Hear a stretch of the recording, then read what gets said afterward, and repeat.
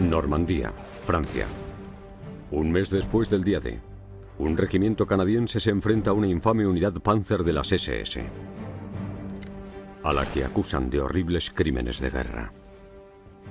Los canadienses y la 12ª Unidad Juventudes Hitlerianas de las SS se habían estado enfrentando desde el 7 de junio, así que mantenían una batalla privada muy violenta.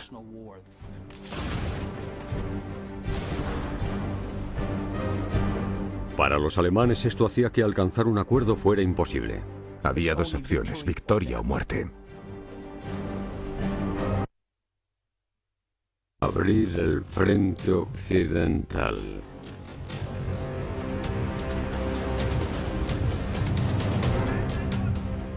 Pero los fanáticos y reaccionarios nazis continuaron luchando sin tregua para sobrevivir.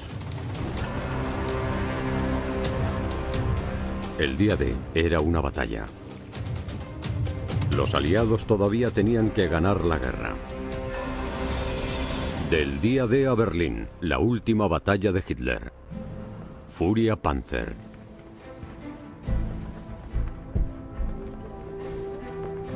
...8 de julio 1944, afueras de Caen, en Francia. Los canadienses de la Reserva de Infantería Regina Rifles se preparan para ayudar a liberar la ciudad francesa. Exploraron cómo avanzar hasta su objetivo en la zona noroeste. Y no les gustó lo que vieron. Era muy llano, había pocos lugares para ocultarse. El coronel lugarteniente Foster Mattenson trajo a los comandantes de su compañía, el comandante en funciones Gordon Brown, el comandante Eric Syme y el comandante Stuart Tabb, para encontrar la mejor manera de avanzar. Iban conduciendo los camiones modelo Universal Carrier y se acabaron perdiendo. El conductor se equivocó y se encontraron en mitad de una lucha. Los Regina Rifles fueron atacados rápidamente.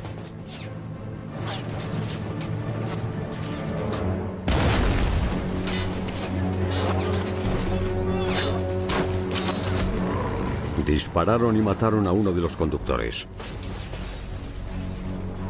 Los pasajeros se agacharon para cubrirse.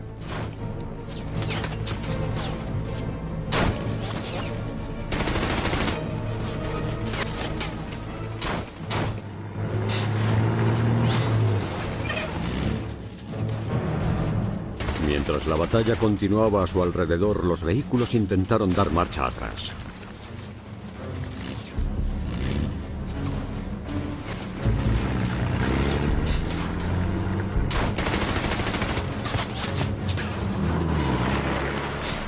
En el caos de la batalla, los camiones se retiraron y dejaron a los oficiales atrás. Acabó siendo otro impedimento en la lucha por Caen. A solo 20 kilómetros de la costa, las fuerzas aliadas habían planeado tomar la ciudad del día D. Pero más de un mes después, el objetivo demostró ser mucho más escurridizo de lo que pensaban. Ambos lados entendían que la toma de Caen era crucial para continuar por el resto del país, que si podían tomar Caen, podían entrar en el resto de Francia. 860.000 soldados aliados estaban atascados en el cabo de playa de Normandía.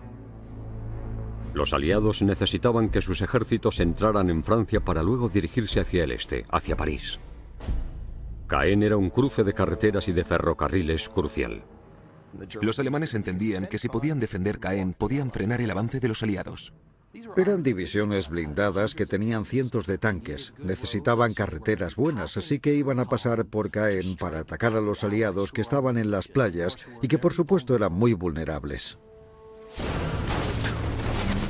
Los Regina Rifles habían llegado a una batalla entre la 12ª División Panzer de las SS y otras fuerzas canadienses. Esta no era la primera vez que los Rifles se habían encontrado con la 12ª de las SS, un mes antes, el día después del día D. Los Rifles habían tomado la ciudad de Bretteville, que no está lejos. Los Rifles soportaron 4 contraataques de la 12ª División Panzer. Derribaron a 152 alemanes. Destruyeron 6 tanques para defender la ciudad y su unidad ganó una condecoración. Ya que no contaban con la ventaja, los camiones escaparon con desesperación. Los oficiales de los Regina Rifles corrían el peligro de quedarse atrás.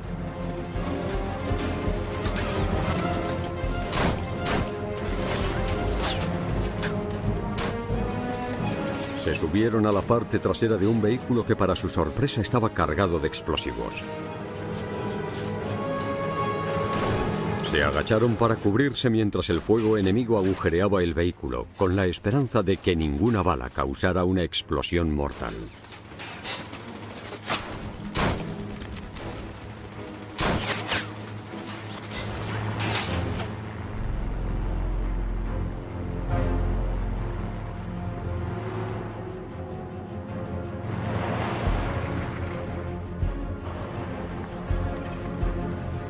Tras abandonar el lugar de la batalla, los oficiales se colocaron en sus posiciones para el reconocimiento en el pueblo cercano de Oti.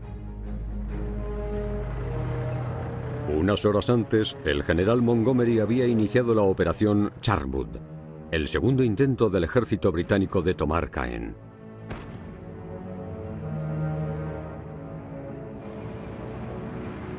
Para apoyar la operación, los Regina Rifles debían tomar la abadía de Ardennes, que custodiaba la entrada al noroeste.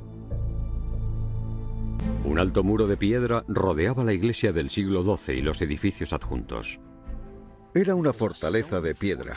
Tenía una gran torre y desde lo alto de la torre se podía ver todo el campo. Por eso era una posición muy importante, un punto de resistencia que los alemanes utilizarían tanto para observar a los aliados que llegaban de las playas como para lanzar su contraataque. Las explanadas con cosechas de grano rodeaban la abadía por todos lados, proporcionándole una buena visión a los francotiradores alemanes. Los alemanes ocuparon el único refugio, las colinas de lodo, donde habían tenido sus cañones antiaéreos en la mitad del campo.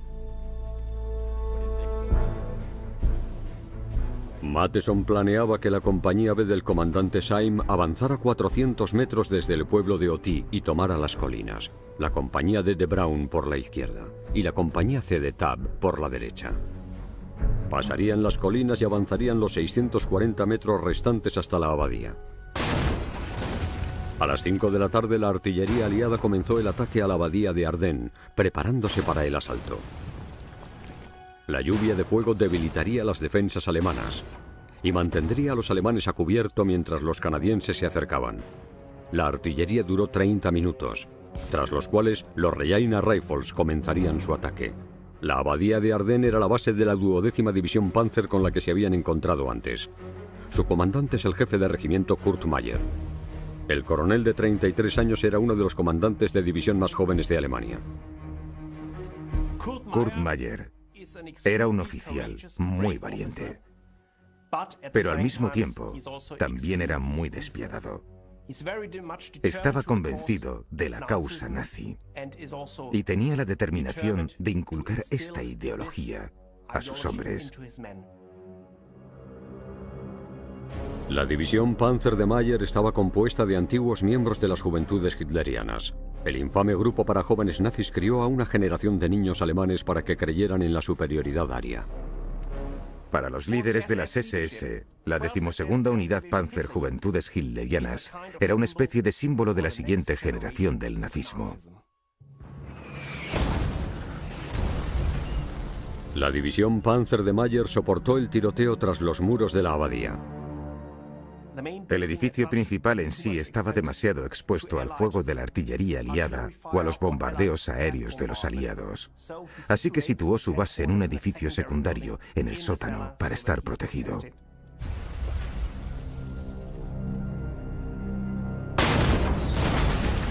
Mientras la lluvia de fuego aliada continuaba sobre la abadía, Brown y los demás Regina Rifles intentaron acercarse al campo desde el cual debían atacar, pero resultaba difícil.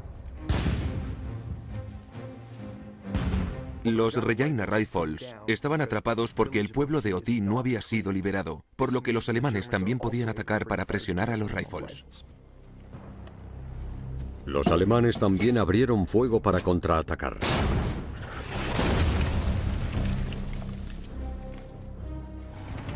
Varios tanques aliados se colocaron cerca. Pero al acercarse la hora del asalto, un cañón alemán comenzó a disparar. Este cañón de 88 milímetros era la pieza de artillería más efectiva del arsenal nazi, y los tanques aliados la temían. En combate terrestre tenían un alcance de casi 15.000 metros, y con un equipo bien formado manejándolo podía disparar una ronda cada 3 segundos.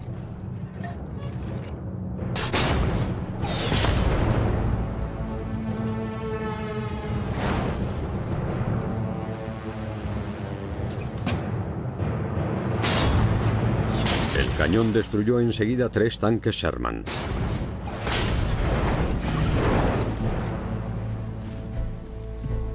Mientras los soldados de su interior escapaban, fueron atacados por las ametralladoras alemanas desde la colina cercana. Para evitar quedar expuestos a la artillería alemana, los tanques que quedaban se retiraron. A menudo nos imaginamos la lucha en Normandía como asaltos con tanques y ataques al enemigo muy rápidos, pero en realidad eran ataques con armas combinadas, y si los tanques se alejaban demasiado de la infantería, los cañones antitanques, que en este momento de la guerra eran muy efectivos, los podían derribar fácilmente.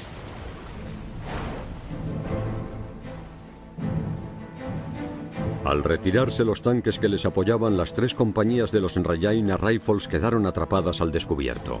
El ataque alemán continuaba.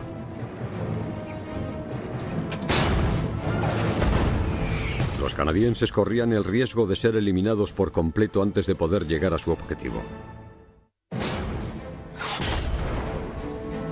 8 de julio, 1944.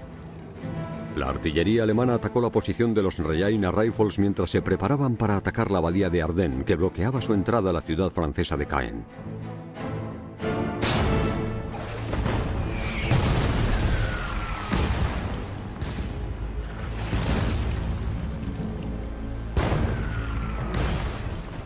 Otras unidades canadienses llamaron a los Rajaina Rifles Jones Rurales, porque procedían de una zona campestre de Canadá.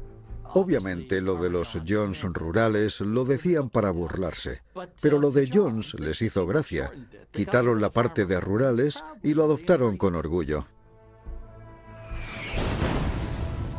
Atrapados por el fuego enemigo, el momento de que los Jones atacaran la abadía pasó y perdieron la oportunidad.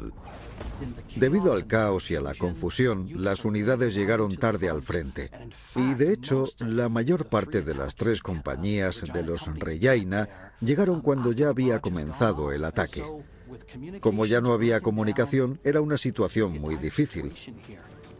Los Rajaina se enfrentaron al ataque de la fortaleza casi sin apoyo de la artillería.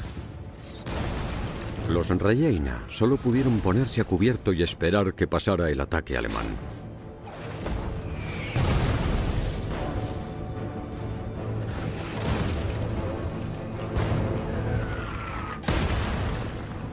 Cuando terminó, el comandante Gordon Brown y los otros oficiales se apresuraron para organizar a sus hombres.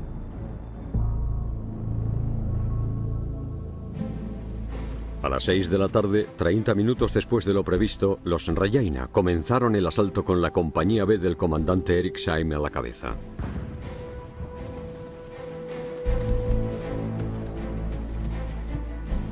Los alemanes habían aprovechado el tiempo. Durante la pausa, los defensores alemanes pudieron reagruparse y apuntar las ametralladoras, apuntar los cañones antitanques. Y eso es el peor escenario para cualquier ejército. Cuando las 3 compañías de los Rajaina comenzaron a avanzar, la compañía B debía avanzar 400 metros desde el pueblo y tomar la colina, la única zona a cubierto en el campo.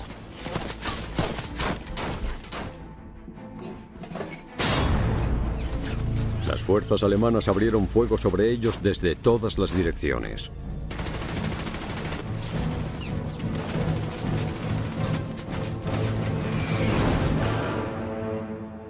Creían que Caen era tan importante que el mariscal de campo Erwin Rommel asignó unidades de élite para defenderla. Rommel supervisó la defensa de Normandía y había invertido mucho en la muralla del Atlántico. Era una serie de búnkeres, fortificaciones, posiciones defensivas por las costas de Francia, Bélgica, los Países Bajos, Dinamarca y Noruega. se supone que iba a prevenir una invasión aliada. Según su experiencia con los aliados en el norte de África, Rommel sabía que los tanques alemanes eran vulnerables a la superioridad aérea aliada. Rommel pensaba que había que derrotar a los aliados en las playas durante las primeras horas de las invasiones. Como los alemanes no lo consiguieron el día D, la lucha se hizo más desesperada. Los alemanes seguían determinados a luchar, porque pensaban que si los aliados ganaban la guerra, el pueblo alemán sería aniquilado. Esto era especialmente cierto en los líderes militares alemanes como Kurt Meyer, comandante de la 12ª División Panzer que había tomado la abadía. Creían que la guerra debían lucharla de la manera más feroz, porque era una lucha por su supervivencia. Meyer ya se había encontrado antes con unidades canadienses. Los canadienses y la 12ª Juventudes Hitlerianas de las SS se habían enfrentado desde el 7 de junio, y hubo batallas muy feroces por todo el frente.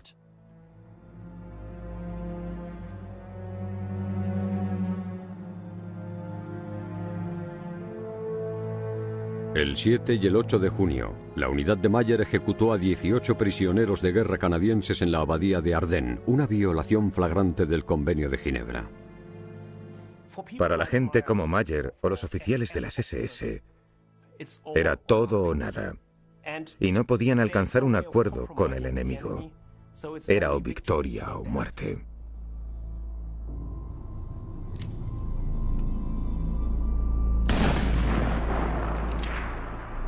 Entonces, la 12ª Juventudes Hitlerianas de las SS creyó que si eran capturados o si se rendían ante los canadienses serían ejecutados en represalia. Así que los canadienses y la 12ª de las SS mantuvieron una batalla privada muy violenta.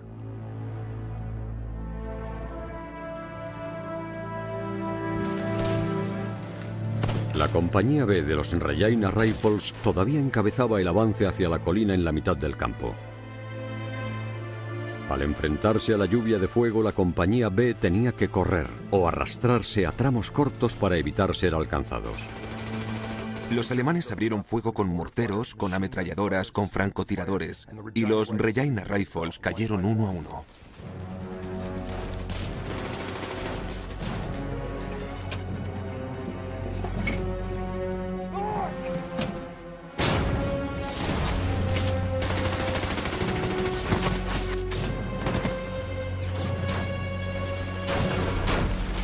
Mientras avanzaban poco a poco, la compañía sufrió grandes pérdidas. No hay una forma fácil de eliminar una ametralladora. Las ametralladoras disparan 500 balas por minuto, con forma de arco. Tienes que sacrificar soldados para neutralizarla.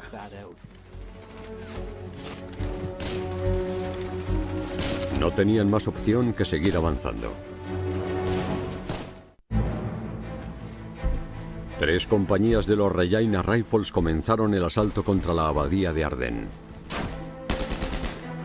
A través de más de 1 kilómetro de campo abierto, sin apoyo de los tanques y solo media hora después de que terminara el ataque de su artillería, la compañía B encabezó el asalto.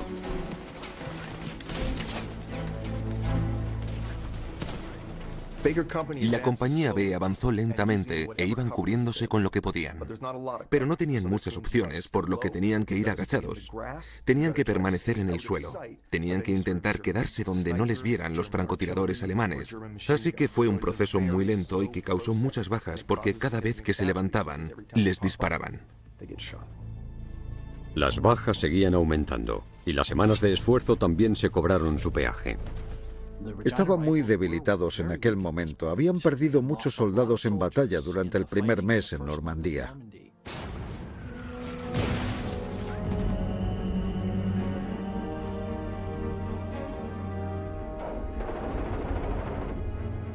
Como tropas en la vanguardia, no dormían mucho y soportaban una tensión inimaginable. No cabe duda de que la falta de sueño y el enfrentamiento continuo con el enemigo, combinados, agotarían a cualquiera. Habían sido 4 semanas de combate constante. A medida que luchaban contra el enemigo alemán, a medida que se acercaban a la abadía, se iban desmoronando. Algunos estaban en estado catatónico y no podían ni moverse. Esto afectó incluso al comandante de la compañía B, el comandante Syme, que padeció lo que llamamos fatiga de combate. ¡Comandante! ¡Comandante! ¡Necesito un médico! Aunque la división canadiense había pasado exámenes psicológicos antes de partir al frente, las afecciones como la fatiga de combate son impredecibles y afectó a muchos soldados.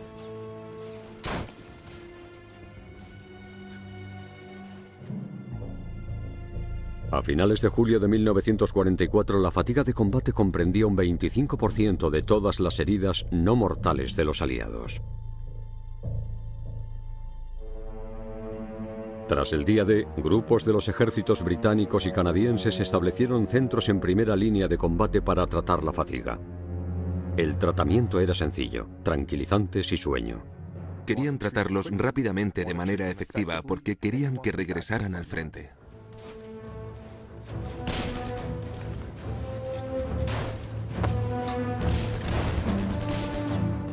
Mientras se llevaban al comandante Syme del campo, el resto de la compañía B continuaba intentando llegar a la colina. Mientras avanzaban esos duros metros, los francotiradores les disparaban, los artilleros con ametralladoras Bren les disparaban con más rapidez.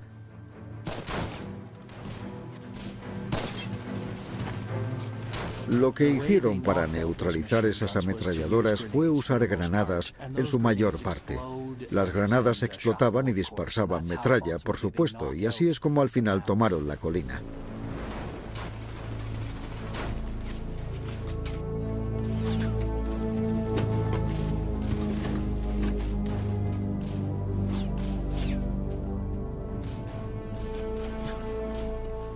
Los alemanes se vieron obligados a retirarse a la abadía.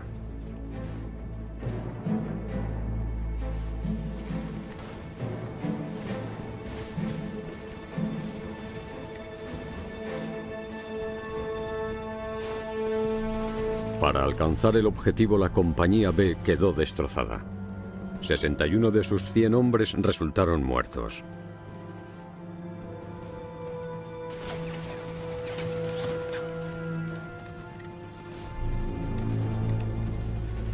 Cuando los canadienses tomaron el control de la colina, finalmente la compañía C y la D continuaron avanzando y pasaron a través de lo que quedaba de la compañía D.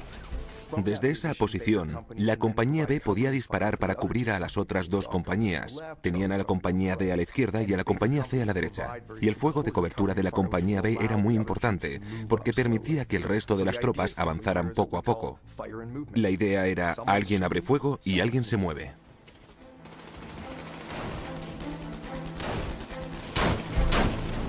Para evitar que sus hombres corrieran el mismo destino que la compañía B, el comandante Tapp de la compañía C ordenó que se lanzaran morteros altamente explosivos contra el complejo de la abadía. Esperaba que la distracción proporcionara a sus hombres la cobertura que tanto necesitaban. Pero le informaron de que los Rajaina no tenían morteros altamente explosivos disponibles y en su lugar le ofrecieron humo.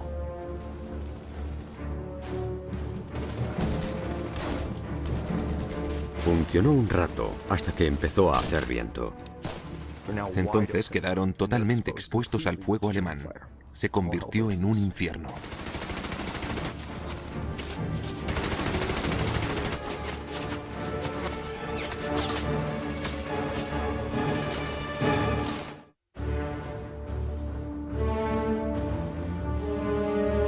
Mientras avanzaban bajo fuego enemigo, las compañías C y D de los Regina Rifles canadienses debían atacar la abadía de Ardennes a través de 640 metros de campo abierto. Se acababan de enterar de que se les habían acabado los morteros altamente explosivos para aplacar el contraataque alemán. Esta escasez había resultado ser un problema en todo el frente aliado.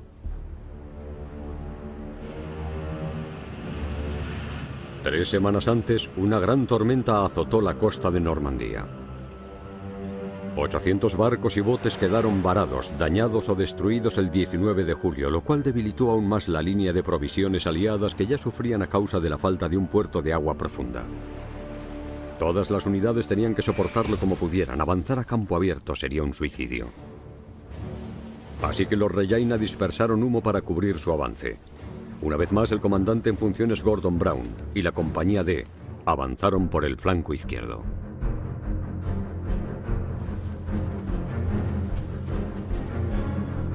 Pero cuando los hombres estaban todavía a 460 metros de la abadía, el viento disipó el humo. Las compañías quedaron expuestas y los alemanes tenían objetivos claros.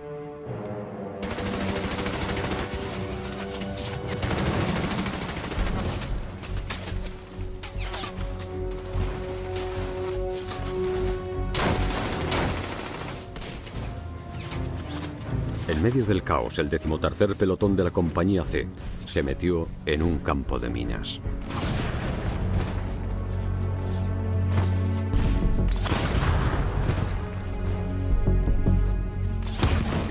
No sabes por dónde pisar. Las colocan por distintos motivos, para provocar bajas y para frenar el avance. El campo de minas creó un campo de tiro. Los que manejaban las ametralladoras atacaron al grupo aislado de soldados que quedó atrapado a mitad de camino, sin saber dónde pisar. Al aumentar las bajas, el comandante Tabb entró en el campo de minas para ayudar a sacar a sus hombres. Tabb sucumbió a los disparos de las ametralladoras alemanas. Su segundo al mando se adelantó para ayudar y fue alcanzado. El tercero al mando de la compañía C resultó herido momentos después. Acabar con los líderes del enemigo es una antigua estrategia militar. Es una técnica que usan los aliados y los alemanes. Los francotiradores apuntaban a los comandantes, a los lugartenientes o a los capitanes para intentar decapitar la unidad.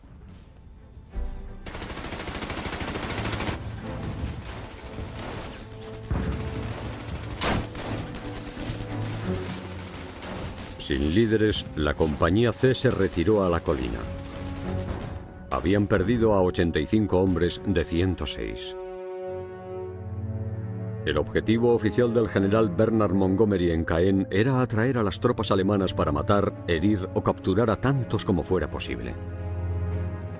Una guerra de desgaste, pero la campaña para capturar Caen resultó costosa para todos los implicados. Los bombardeos aliados para apoyar la operación Charmwood comenzaron la noche anterior, el 7 de julio. Más de 460 aviones dejaron caer 6.000 bombas en la ciudad. Aunque el bombardeo mejoró la moral de los soldados aliados, el impacto estratégico en las tropas alemanas fue mínimo. Los escombros resultantes obstaculizaron el avance de los aliados y la retirada de los alemanes. También tuvo un impacto entre la población civil de Francia, porque murieron civiles franceses y esto influyó de forma negativa en la visión de la población francesa de los aliados.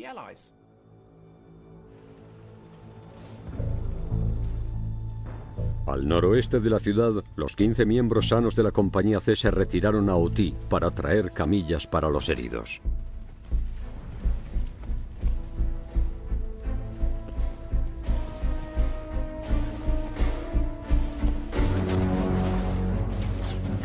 Casi 3 horas después de comenzar el ataque a la abadía de Ardennes, la compañía D de Gordon Brown era la única de los Regina Rifles que seguía luchando.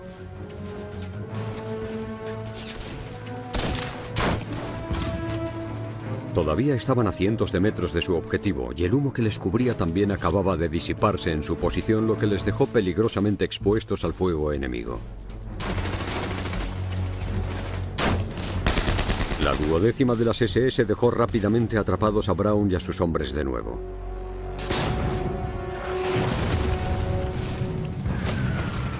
Varios de los Regina resultaron heridos.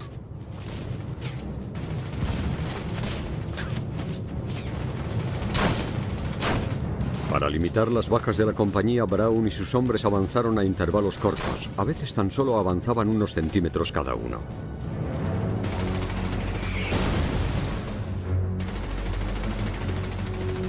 Las tropas alemanas en la abadía tenían el arma ideal para evitar que Brown alcanzara su objetivo. La MG-42 es probablemente la mejor ametralladora de la Segunda Guerra Mundial. A 1200 disparos por minuto su velocidad superaba a la de las ametralladoras aliadas más parecidas. Ligera, fiable y fácil de utilizar, las MG-42 tenían un alcance de casi 1 kilómetro.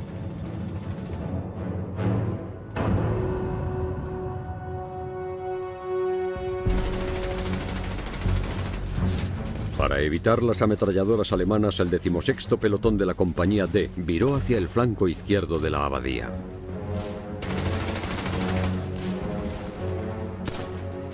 El resto de los Regina Rifles continuaba el asalto al frente. Pero a las 9 en punto, un mensajero informó al comandante en funciones Gordon Brown que el 16º pelotón había desaparecido.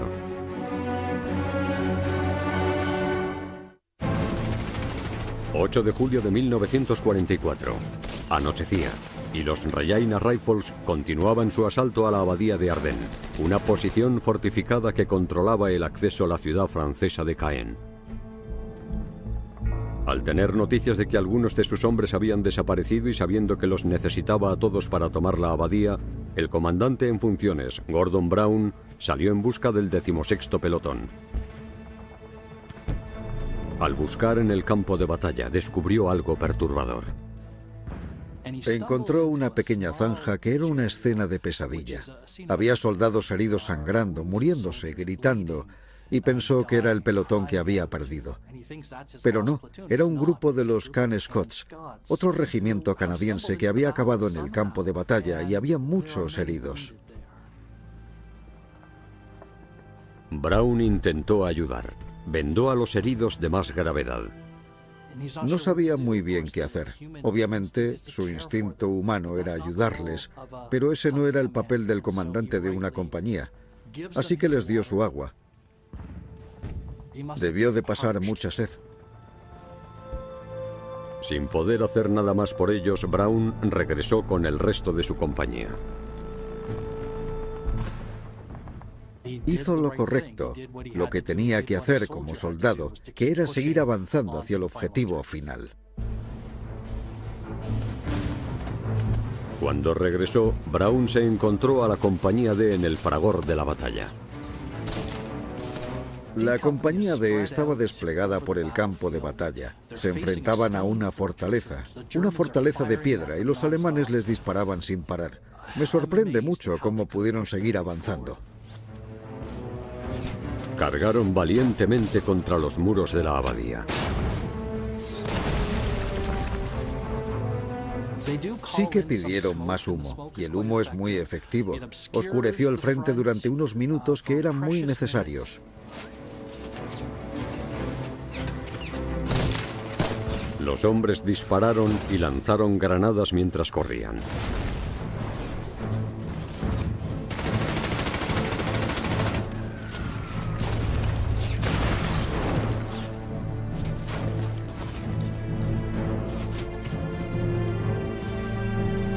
Su valentía obtuvo recompensa. A las 10 de la noche en punto, la compañía D llegó a los muros de la abadía. Como los Regina Rifles se acercaban y el coronel Kurt Meyer había planeado proteger sus fuerzas para el combate, pidió permiso para retirarse.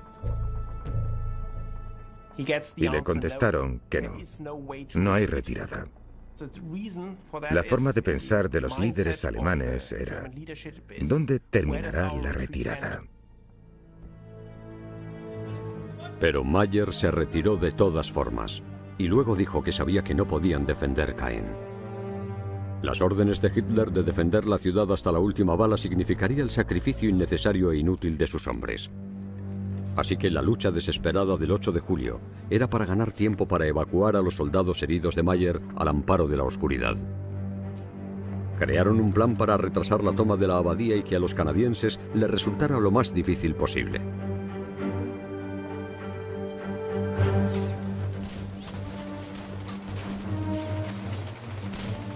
Los Regina Rifles se encontraron con los soldados alemanes que quedaron para cubrir la retirada.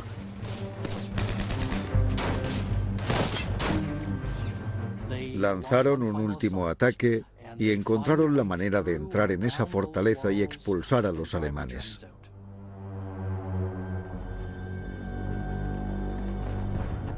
Algunos canadienses empezaron a avanzar hacia el patio de la abadía. El capitán Brown ordenó a los soldados que se atrincheraran fuera de los muros. Llevaban un mes luchando contra los alemanes y Brown sabía que todavía no estaban a salvo. Los alemanes habrían dejado preparadas sus armas. Una de las ventajas de ocupar una posición cuando estás defendiendo es que la tienes perfectamente localizada en el mapa y tu artillería sabe perfectamente dónde atacarla. Al enterarse de que las tropas aliadas habían llegado a los muros, Mayer ordenó a su artillería que hiciera caer una lluvia de fuego contra la abadía. Las astutas órdenes de Brown impidieron que hubiera más bajas entre sus hombres, pero todavía tenían que acabar de cumplir su objetivo, de ocupar la abadía en sí.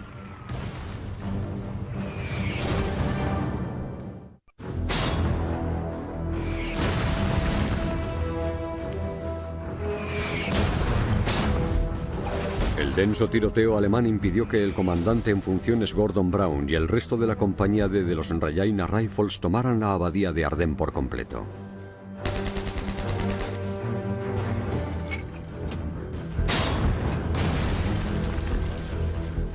Mientras los hombres soportaban la lluvia de fuego, el pelotón perdido por fin reapareció. En su ausencia, el 16º pelotón había estado ocupado. El 16º pelotón consiguió algo bastante extraordinario.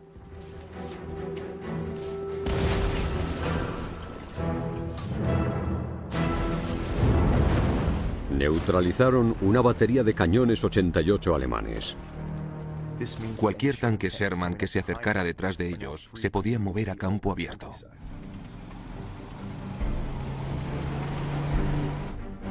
La reaparición del pelotón aumentó el número de efectivos de la compañía a 70 soldados, pero Brown sabía que necesitaba más hombres y quería tomar y ocupar la abadía. Llevaban 5 horas y media luchando. Habían perdido a unos 200 soldados entre muertos y heridos. Muchos de ellos habían quedado esparcidos por el campo de batalla. Y en ese momento pedían ayuda en la oscuridad. Pero no había comunicación desde la avanzadilla hacia atrás. No había comunicaciones inalámbricas ni teléfonos. Brown y un teniente regresaron al pueblo de Oti a pie para pedir refuerzos y para informar a la base de su progreso.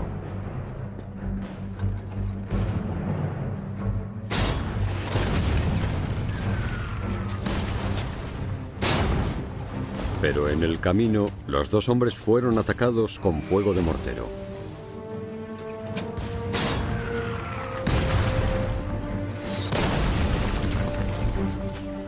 Soportaron las 80 rondas de disparos. El bombardeo era otra fase del plan del general Kurt Meyer para cubrir la retirada de la 12ª de las SS, de Caen. La retirada de Meyer resultó sensata para proteger la fuerza de la unidad. En la segunda semana de julio, las bajas en batalla de los alemanes en Europa Occidental superaron los 100.000 hombres. Pero los alemanes solo habían conseguido reemplazar un 9% de sus pérdidas de personal. Por la noche, Brown regresó a los muros de la abadía con refuerzos. La compañía de los Regina Rifles que había estado en la reserva.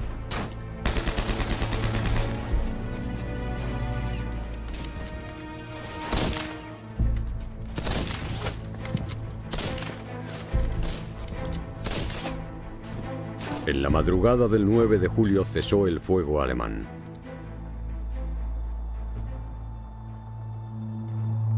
Era una calma inquieta.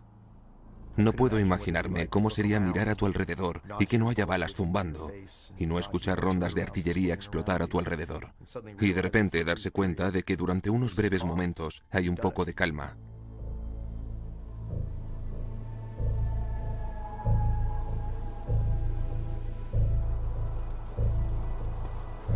Al amanecer, las compañías A y D de los Regina Rifles entraron con precaución al patio.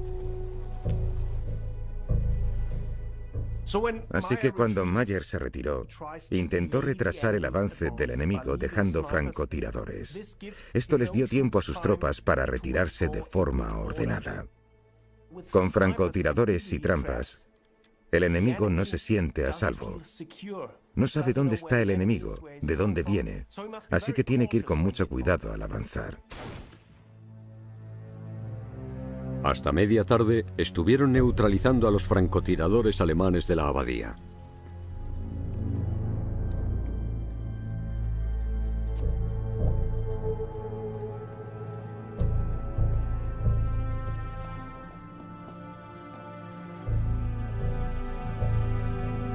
Dentro de la abadía descubrieron la base en el sótano.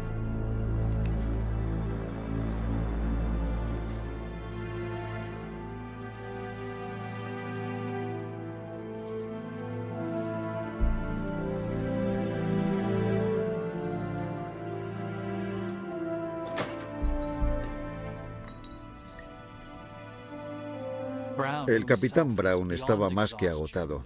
Más tarde comentaría que estaba casi delirando, que tenía alucinaciones.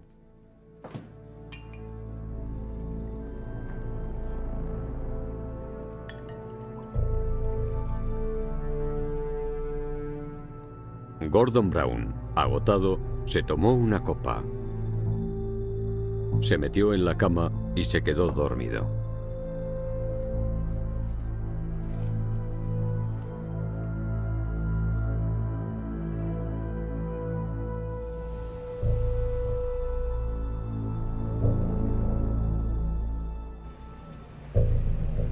Los aliados tomaron la parte oeste de Caen sobre el río Orne la tarde del 9 de julio. Durante la operación Charwood, los Reyaina bajas que incluyen la muerte de 36 hombres. En cuanto a las bajas ese día, un 50% de los soldados en combate murieron, resultaron heridos o fueron tomados como prisioneros. Hubo tantas bajas en las compañías C y B que, tras esta batalla el 8 y 9 de julio, dejaron de funcionar. Los civiles franceses también quedaron muy afectados. Un 75% de Caen había sido destruida y habían muerto centenares de personas.